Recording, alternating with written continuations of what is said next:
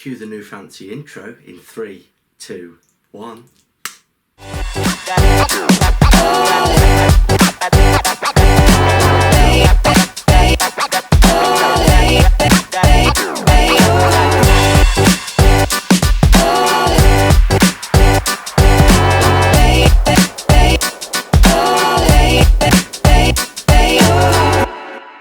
Good morning, good evening, good afternoon, and welcome back to another Lost the Plot video. Yes, you are looking at me and me alone, and that is because today's video is going to be a little bit different to what you are used to and to what we are used to as a channel.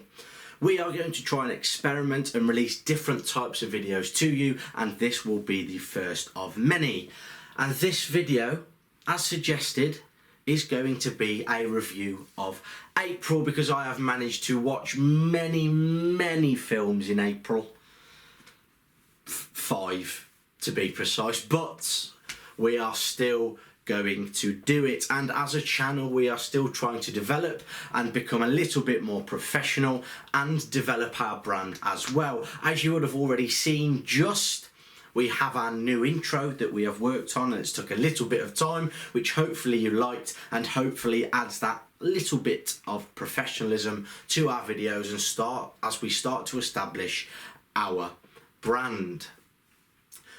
Before I carry on with the video, if you manage to click on this or manage to watch it, please like, please subscribe, please pass it on to a friend if you find it entertaining or enjoyable just to listen to whilst you wash up and so on. Any help is greatly appreciated, and we thank everybody that's helped us thus far with support, with likes, with comments, with just watching the videos. Is absolutely excellent, and we appreciate every single one of you. Right, on with the video, and like I said, I'm going to be reviewing the month of April in a little bit of a different way. I'm going to try and cram all of these films into a small space of time so it's not too long for you people. Right, film number 1, and this film was one of the mostly anticipated films of Lost the Plot, especially Tom, which is The Northman, directed by Robert Eggers. And what I'm going to do with every film is give a little score out of 10, which should pop up somewhere on the screen. I'm yet to decide, and that rating is 8.2 out of 10. Yes, I know it's very specific, but hopefully it will all make sense after I've gone through my reviews. This film is a typical revenge story about a Viking son who watches his father get murdered by his uncle. Ooh, yes, brilliant. The acting and the directing is absolutely superb, and Alexander Skarsgård, with your top off, you look bloody superb, young man. Bloody superb. Sight to behold in itself. Anya Taylor-Joy is brilliant, as well as Nicole Kidman, and Ethan Hawke is excellent also. Those leading cast carry the film forward. You don't see much of Willem Dafoe, but his little parts are just a complete and utter mindfuck, which is all you can really say about that. The mystical element with Willem Dafoe is brilliant, it's interesting, it's engaging, but you do feel like you are tripping off your balls. But it's entertaining nonetheless, and it adds a much needed different aspect to this typical revenge story that we are witnessing. One more piece of criticism that I have is that some of the action sequences I felt were a little bit tame. In a film like this with the Vikings, I would have much preferred more brutality, a little bit more gore, a little bit more violence. There was a scene towards the start where Alexander Skarsgård's character is a berserker, and it is one of the best scenes that I have ever seen shot. It is beautiful, the choice of shot is excellent, the acting is brilliant, and the cinematography is superb. And yes, 8.2, which all come clear shortly. The next film that I am going to be talking about is The Unbearable Weight of Massive Talent, and this is by far the best scene that I saw in the month of April. So from me, it's getting a 9 out of 10, and anyone who has a bad word to say about this film, shush your mouth. Not allowed to speak, and you'll be blocked off everything. even if I don't know you. Okay? The Unbearable Weight of Massive Talent is an excellent film which is acted by one of the best ever.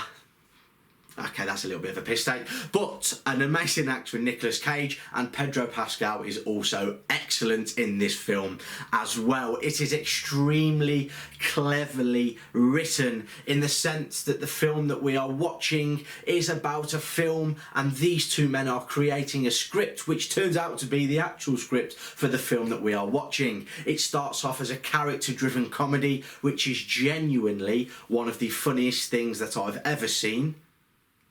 And anybody that says it's not funny, you need to get that stick and remove it from your rectum, because it is brilliant.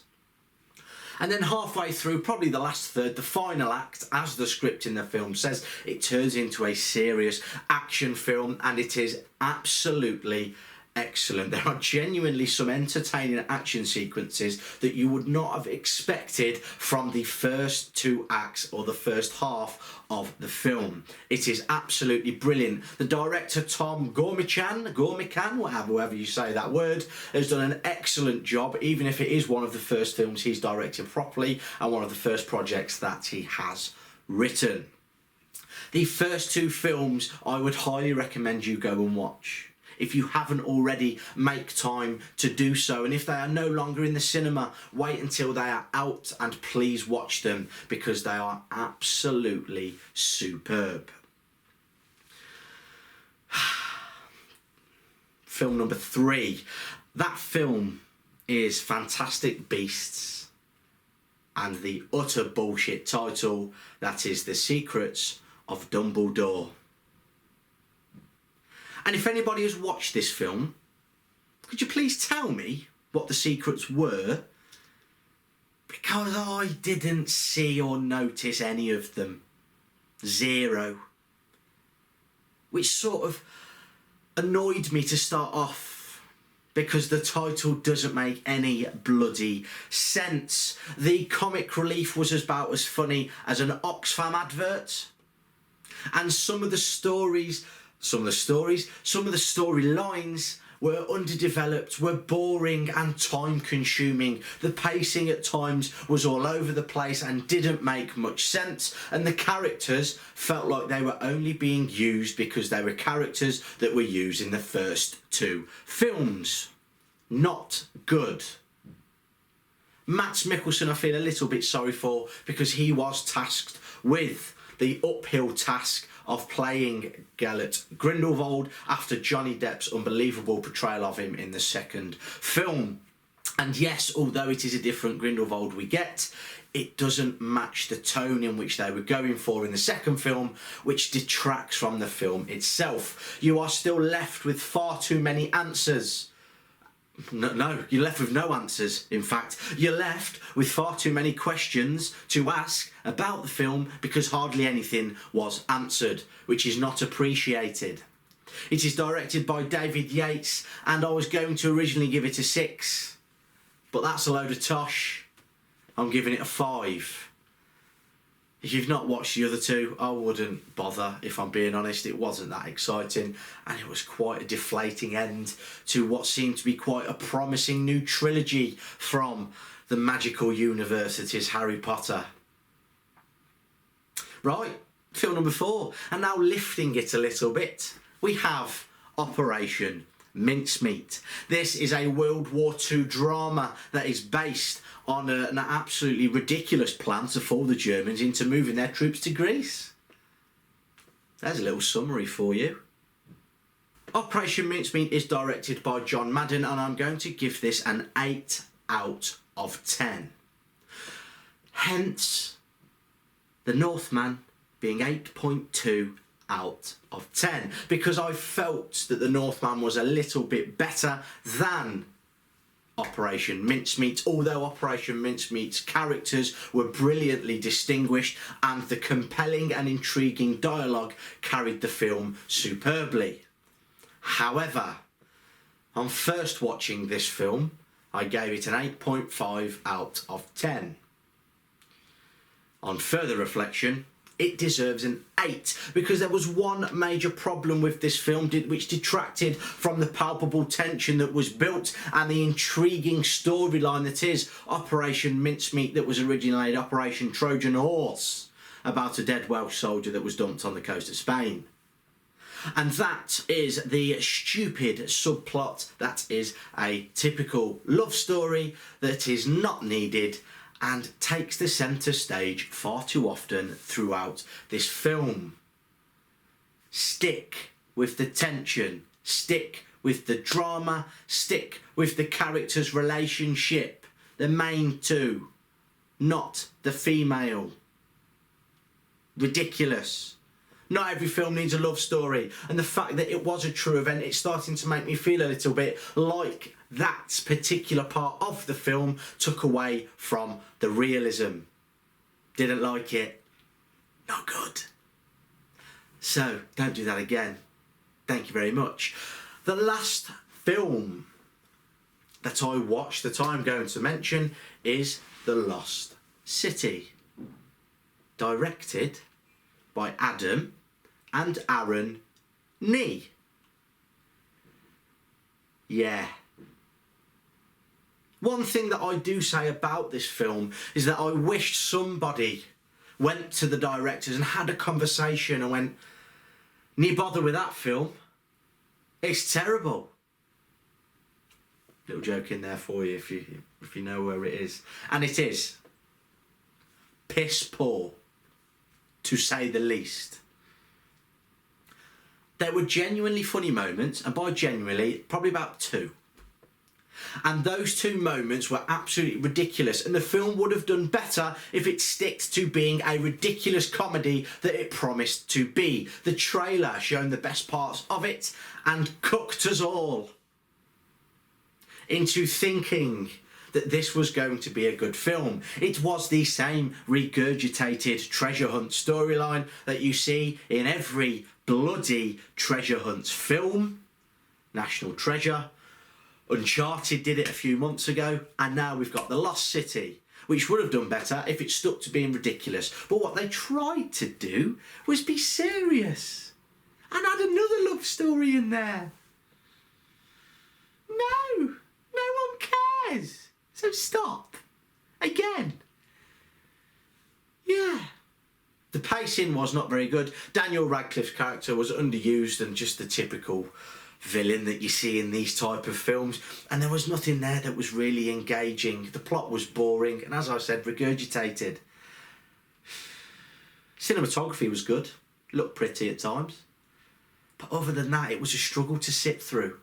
The funniest part was I was sat with my girlfriend and she decided to wet her pants with laughter on one of the least funny parts of the film, whilst the whole cinema was in silence. If you've watched the film, have a little think to what that part may have been and leave a comment down below if you think you know which part it is. Lost City, 4 out of 10. Would have got a 3, but there were 2 funny moments in it. And I like Brad Pitt's little cameo. That was good. Funny. But that's it. The Lost City. Not very good. Right. And as I know, this isn't every film in April. It's the films that I have watched which I am talking to you about. But there are 3 films that were released in April that I still want to mention because they were considered big releases in the month. The first one, Morbius. Ooh, where do we start with Morbius? As an avid Marvel watcher and an avid Marvel fan, what Sony are doing to the MCU, or their own little pissy Marvel universe, is an absolute shambles and deserves to be punished by exile. And by exile, I'm talking about Scarecrow exile in The Dark Knight Rises. Put them on a frozen lake and see if they survive, because what they are releasing recently is absolutely atrocious. Book your ideas up. Stop ruining it. Morbius. No one cares that he's a Marvel legend. And from what I've read, apparently the film mainly focuses on Vulture, I say mainly focuses, that's another focus, which I don't particularly understand because there's also reports that Morbius is in Andrew Garfield's universe. So why would Vulture be there? I don't like it. And then there's other reports of a Sinister Six with Andrew Garfield. Don't like it. Stop it. I love Andrew Garfield, but we don't want a Sinister Six with Rhino, Morbius, Venom, Vulture, Electro. That's not very good. Overused, poorly casted, boring characters now. So Morbius, I'm not going to watch it. Don't plan to watch it. If there's anything that happens of note, let us know down below in the comments, or a direct message on Instagram or Twitter, or we don't have Twitter, so don't do that. Facebook or TikTok, that'd be nice. Second film that I didn't watch that I'm going to mention is Sonic 2, Jim Carrey's last film. The blue hedgehog that runs really fast. I lost interest before they released the first Sonic film and they cocked up the animation of Sonic. That put me off straight away. The delay of, what was it, about 9 months or a year even, really put me off, and therefore I have no interest in it. Yes, I know it's Jim Carrey's last film and it is supposed to be reasonably good, which I respect, but I don't care for it. I'm not bothered anymore, okay? The hype ran out when you ballsed up the animation for the first one for myself. So moving on. And the last one, which was released towards the very end of April, is Downton Abbey. Downton Abbey. Never watched a TV series and don't really give a toss about the film either. From the trailers, it looked pretentious. It looked boring. It looked ridiculous. Didn't like it. Never liked it. Don't see the point in it.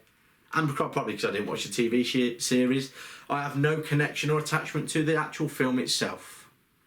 So, that's all I can say for that, really.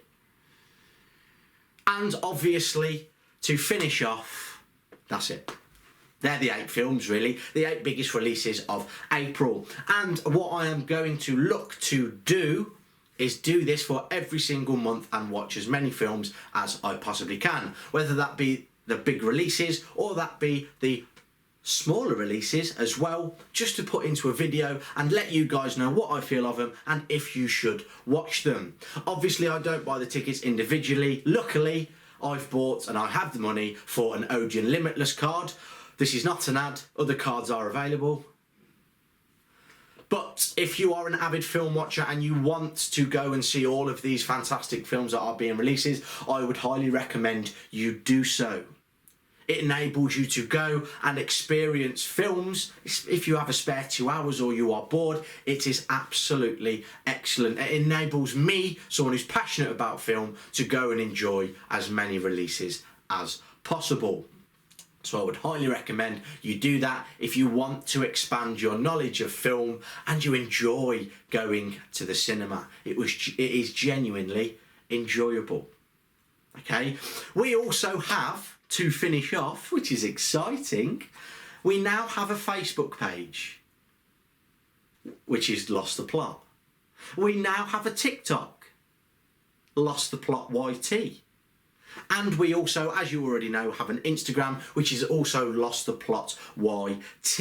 And if you've made it this far in the video, please drop a like on the video and subscribe and potentially pass it to a friend. As I said at the very beginning, that would be very much appreciated because we appreciate your support and we want to try and help this channel grow. We do love film, we do like making content, and there'll be various videos that will be released throughout the next coming weeks. Mainly a Doctor Strange one, which will be interesting, especially with our scepticisms about the multiverse. And before I leave you, there will be giveaways coming on Instagram and our YouTube videos, so please pay attention. Listen, look out for them. We will share them as much as we possibly can. Right, that's all from me. I hope you've enjoyed the video. I hope it's been insightful. The Northman, 8.2 out of 10. Watch it. Unbearable Weight of Massive Talent, 9. Incredible. Watch it. Fantastic Beasts, 5. Don't give a monkeys. Do what you want. Shite. Operation Mincemeat, 8. Brilliant. I love a World War II drama, and that absolutely lives up to its expectations. And finally, The Lost City, 4 out of 10, maybe even a 3. It was shit. Don't bother. That's all from me. And I hope you are well, and I'll see you in the next one, which is hopefully all 4 of us sat round a table talking about Doctor Strange and hopefully how much of a success it is. Love you all. Au revoir.